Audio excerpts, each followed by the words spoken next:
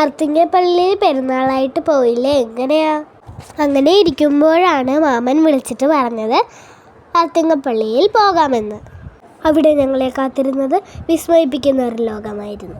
സന്ധ്യ ആയപ്പോഴാണ് ഞങ്ങൾ പള്ളിയിൽ പോയത് കേട്ടോ. കുറച്ചു നേരം ഞങ്ങൾ പള്ളിയിൽ ഇരുന്നിട്ട് ആ വിസ്മയ ലോകത്തേക്ക് ഇറങ്ങി. പള്ളിയിൽ നിന്ന് കടലിലേക്ക് പോകുമ്പോഴാണ് ഈ കാഴ്ചകളൊക്കെ.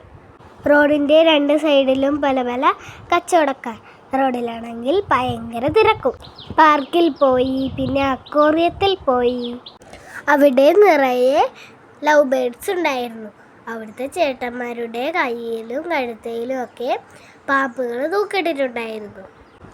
അവിടെ മത്സ്യകന്യകയും കന്നകനും ഒക്കെ ഉണ്ടായിരുന്നു. അവർ ഞങ്ങൾക്ക് ഫ്ലൈയിങ് കീസൊക്കെ തന്നു. പിന്നെ കുറേ നേരം അവിടെ നിന്ന് കളിച്ചിട്ട് അടുത്ത സ്ഥലത്തേക്ക് പോയി. അവിടെ മിഷീൻ പിടിപ്പിച്ച പട്ടിയുടെ ഒരു രൂപമുണ്ടായിരുന്നു. അത് റോബോട്ടാണ്.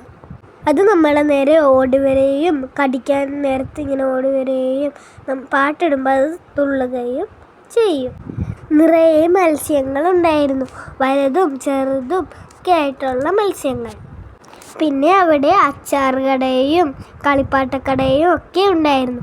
അവിടെ നിന്ന് ആദിക്കുട്ടനെ കൊണ്ടുവരാൻ ഇത്തിരി പാടുപെട്ടു. ഈ അക്വേറിയത്തിൻ്റെ ഫ്രണ്ടിലായിട്ട് ആളുകൾ കുറേ ഫോട്ടോ എടുക്കുന്നുണ്ടായിരുന്നു. ഞങ്ങളും എടുത്തു കേട്ടോ ഫോട്ടോ. ബലൂൺ പൊട്ടിക്കും റിങ്ങറിയലും ഒക്കെ ഉണ്ടായിരുന്നു. തോക്കെടുത്ത് വെടിവെക്കുന്നതിൽ ആദിക്കുട്ടൻ മാമൻ്റെ തോളത്ത് കയറി തോക്കെടുത്തിട്ട് വെടിവെച്ചു. പക്ഷേ എനിക്ക് കയറാൻ പറ്റിയില്ല. അതിങ്ങനെ ഓർന്നോർന്ന് പോകുകയായിരുന്നു. പിന്നെ ഞാൻ കയറിയിരുന്ന് അവസാനം അത് ഒരെണ്ണം പൊട്ടിച്ചു. ഒരെണ്ണം പൊട്ടിക്കഴിഞ്ഞാൽ പിന്നെ അടുത്ത പൊട്ടിക്കാനുള്ള ത്രില്ലാണ്. പക്ഷെ അത് പൊട്ടത്തൊന്നുമില്ല. പിന്നെ റിങ്ങറിയലായിരുന്നു. ഞങ്ങളൊക്കെ എറിഞ്ഞിട്ട് ഒന്നും വീണില്ല. ഭാഗ്യത്തിന് അനിയണ്ണൻ എറിഞ്ഞപ്പോൾ ഒരെണ്ണം കിട്ടി.